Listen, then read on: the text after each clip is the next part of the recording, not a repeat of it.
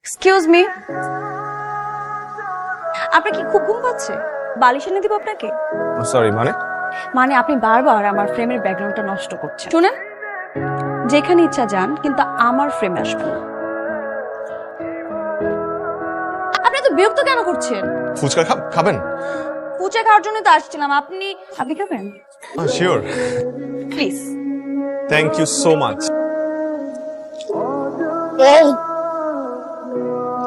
এত ঝাল কেন? পানি পানি পানি। না না, আমি দিচ্ছি পানি। না, এই যে পানি। Thank you. কি পানি? ঝাল পানি। কেমন লাগছে আপনার? আইসক্রিম নাই? আইসক্রিম লাগবে? ভয় পান কেন? আমি বাঘ না ভাল্লুক? দাঁত দেখে তো মনে হয় কামড়ানোর অভ্যাস আছে।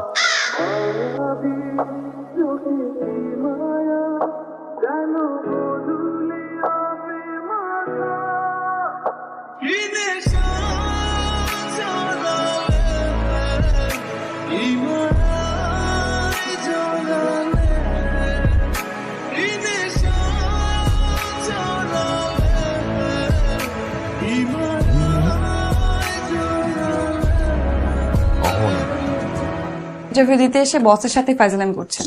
এখন যদি আপনার চাকরি না দেই? না প্লিজ, এই চাকরিটা না পেলে ও বাচ্চা নিয়ে না খেয়ে মরতে হবে অনেকদিন পর। কেমন আছেন? আপনি তো দেখছি ইন্টারভিউ দিতে এসে বসকে প্রশ্ন করছেন। আমি কিন্তু আপনাকে অনেক খুঁজেছি। আমি এক্সপেক্ট করেছিলাম যে আপনার সাথে আমার আবারও দেখা হবে, কারণ আমি এতদিন মেলবার্নে ছিলাম। আর এদিকে আমি একদম ভার্সিটি লাইফ থেকে এখন পর্যন্ত একাই থেকে যাচ্ছি।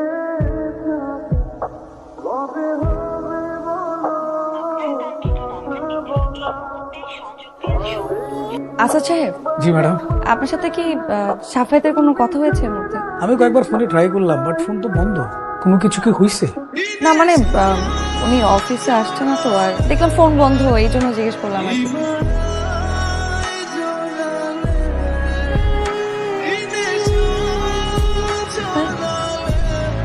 কি হয়েছে আমাকে বলো। তেমন কিছুই হয়নি। কি হয়েছে আমাকে বলো।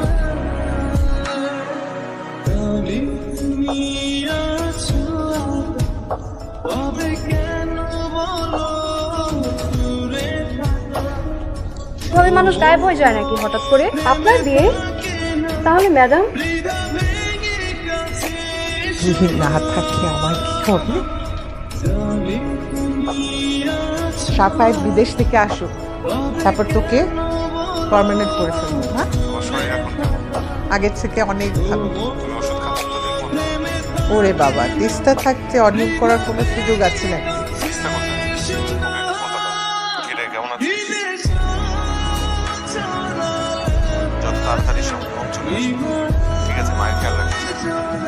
আমাদের বাড়িওয়ালা রেজা আঙ্কেলের মেয়ে তিস্তার সাথে আমার মা হুট করে আমাকে না জানিয়ে বিয়ে ঠিক করে ফেলেছিল। সেখানে আমার কোনোভাবেই তাদের প্রস্তাব ফিরিয়ে দিতে পারে।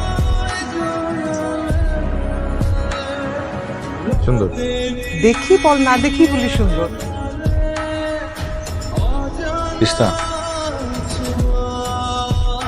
আমার কিছু গুরুত্বপূর্ণ কথা বলতে চাই। আমার মনে হয় তোর আমাকে বিয়ে করাটা ঠিক হবে না। আমার মনে হয় যে তোকে বিয়ে করলে কখনো সুখী হইতে পারবো না, কখনো ভালো থাকবো না। অহনা নামে একটা মেয়ে আছে, ওকে আমি 2 বছর আগে থেকেই চিনি, but I have slept with হার।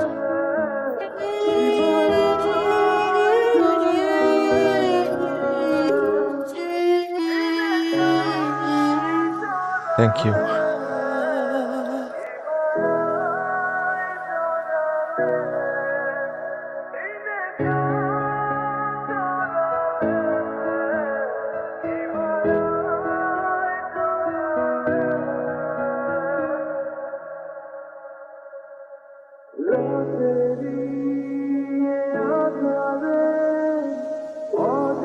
যখন ম্যাডামের কাছে আসছিলেন? জি। উনি তো এখান থেকে চলে গেছে। কোথায় গেছে? কোথায় গেছে এটা আমাকে বলে জানি, তবে যাওয়ার সময় স্যার একটা প্যাকেট দিয়ে গেছে আমার হাতে আপনাকে দেওয়ার জন্য। দাঁড়ান স্যার, আমি প্যাকেটটা নিয়ে আসতেছি। এই যে স্যার।